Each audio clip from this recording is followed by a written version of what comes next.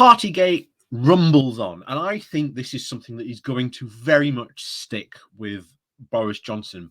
However much they try to downplay this in the future or say, oh, that was just one thing that happened in the past, this has set a very, very clear passage, and it set a very, very clear message of what the Tories were really about, that it was one rule for them, the rest, well, one rule for everyone, another for everyone else. And the fact that they've now openly, pretty much blatantly admitted this, with them trying to say, oh no, this wasn't a party, this was just a business meeting, this happens in Downing Street all the time. I have to say, I've never been to a business meeting where I've been offered biscuits, cheese, and wine during a business meeting. Not really something that you would do if you do that. Again, like I say, none of this makes any sense, and they're desperately trying to scramble to try and knock this far away as possible, but it is not going anywhere. And good, because we always said that they would screw up sooner or later, especially with Boris Johnson, the master of indeed creating the political guff. And as I always said, when he got in, one day it would be the straw that broke the camel's back. One guff would be too far, and we are now seeing the consequences of that. And this is Boris Johnson. There is another one coming. There is another one on the way. It's just a matter of when, not if. So I've said it before, I think Boris's days in number 10 are numbered. I'd be very surprised if he is here this time next year. However, let's get into this Downing Street photo, because this article goes into some interesting questions and some interesting analysis about what was going on in this photo. So let's go dive into this then, shall we? So please do remember to hit that like, share, and subscribe button. And of course, down below, there are links to my Patreon page and a one-off donation link called Buy Me Coffee, where you can, well, buy me a coffee. And as always, thank you very much to all those people who do support the channel that way. Also, the YouTube memberships are open as well, should you like to support the channel that way. So let's go diving into this then, shall we? So this comes from The Guardian with the title, 8 burning questions raised by that Downing Street garden photo. So as you can see, this is the photo. These are all the 8 points that are clearly being raised by this and what is going on. So at first glance, the picture published by The Guardian of the Downing Street staff spending time together in the garden number 10 last May seemed to answer one big question. Yes, they did gather for cheese and wine. But since it was published, a series of increasingly complex explanations for the event have emerged. How it constituted a staff meeting, but also amounted to the exhausted people having a drink after the formal business had been done, or otherwise individuals just having a drink outside working hours, but still discussing work. The image has prompted a wave of analysis, intrigue, and anger, and of course, memes. Days on, and a close analysis of the picture itself, however, throws up a number of further mysteries that are yet to be resolved. So, number 1. How do you endure 17 of your husband's staff colonizing your garden for an important work meeting? Carrie Salmons, now Johnson, was said to be enjoying time in her private garden and seems to have taken the most sensible approach. Ignore the staff and talk to your husband. Baby Wilfred does not seem to be that fussed. He may well be engaging in his own work projects. Number 2. What is the correct wine and cheese pairing for an important garden-based work meeting for a baby to attend? The photo was taken in early evening of May of 2020. With a temperature of at least a balmy 18 Celsius, you must drink red wine in such weather while you work, as the group appears to be, quote, going for something light and chillable, like a forêt or a bourgeois from France. I think that's how you say it. This suggests a master sommelier, Brian Solburn, the founder of Royal Solburn Wine Academy, that would go very well with a Camembert or Brie, he adds. Sadly, not even the Guardian's crack imaging team can provide a high enough resolution picture to identify just what is on the cheese board. But the large, hard oblong is at least visible, does look suspiciously like cheddar. Number 3.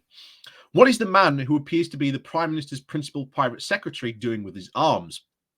Since this work of art is an ardent identifier as a senior civil servant, Martin Reynolds, it's perhaps pondering the next steps while emphasizing that the total number of the coronavirus cases as of that evening was 2,363,711. This is high. Since this is a work event, we can also rule out that Reynolds was gesturing vaguely toward the setting sun to indicate what a lovely evening it was to unwind with a nice glass of red wine and some hard cheddar.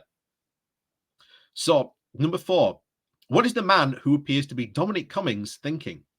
This figure, almost horizontal, despite the support of this very sturdy armchair, is obviously turning Reynolds' point into his steel-trapped mind, readying himself to try and cut through all this nonsense with a revolutionary counter-proposal. This is certainly not zoning out while his counterpart bangs on about what a lovely spring it is. He indeed does need some new trousers, further supporting for the case that this is indeed Cummings. Number 5. Is that the venerable bookseller drawn based for backlash as a result of the unfortunate appearance of one of their beloved tote bags?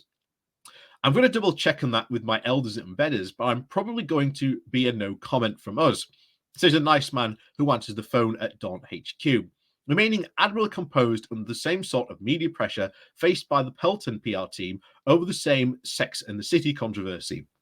He calls back to add, yeah, it's broadly no comment, except to say we won't be putting it on our website. Number 6.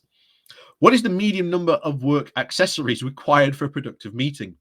The image suggests the estimate of at least one smartphone on the table, face down, one notebook on the table, closed, one phone actively in use, and a huddle on the other side of the garden. 19 or 20 if you include Winifred, or at least 21 if you include Dilyn the dog, or even the best minds of Westminster operating at peak capacity with no pens, taking no notes, or even no whiteboards to scroll down terrifying bullet points on. This is pandemic management at its very rawest and most thrilling. Downing Street Unplugged. Number 7. Is having absolutely no fun specifically a quality as a meeting as a work event? If so, this group are easily the best evidence for the essence nature of this gathering. Based on the admittedly very limited clues available, we can summarize that the 3 on the left are at least smiling and nodding awkwardly as one of them, 2 in the middle, tells a very intimate story about his commute. The man standing slightly apart from the middle has abandoned all pretense of good manners to check the Guardian live blog on his phone, and 2 men in blue shirts are right now being forced to break off an enjoyable session of muttering how much about they dislike their colleagues by the presence of the awkward figure in the dark suit. Clearly a superior, maybe even a minister, trying to once again be part of the gang. But no one could begrudge them at least several bottles on their table, or even feel anything but relief on their part as there at least what appears to be one in the cooler. So number 8, what are these 2 up to? Easily the most curious corner of the image. Are they plotting or flirting? If plotting, does that constitute a work conversation? If those adorable flashes of white, red to the right, snout to the left are indeed Dilyn the dog, aside James Slack, the PM's then official spokesperson, how long until he, Dilyn, notices the cheese on the patio and makes a run for it? And if anyone is indeed making a mental note of this, would really make a good venue for an AIDS excruciating press conference in 10 days. 10 days' time needs to take themselves into an eye test at least for a drive. So yeah, like I say, this photo does indeed raise more questions than it answers, and of course, they've been caught red-handed here.